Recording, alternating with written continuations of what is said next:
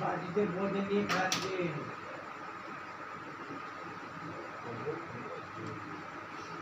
এই এই তুই কি করছিস? তুই জিজ্ঞেস করলি না যে খাবো কি খাবো না? রেখে দাও, রেখে দাও। আবার বাটিতে সাজিয়ে গুছিয়ে রেখে দাও। ভাত খাওয়া হয়ে গেছে। চলে এসো, চলে এসো, চলে এসো। খেলে কেন? খেলে কেন? দেখেছো দেখেছো দেখেছো? আর খাবি? আর খাবে? খাবি আর? মার খাবি, মার খাবি?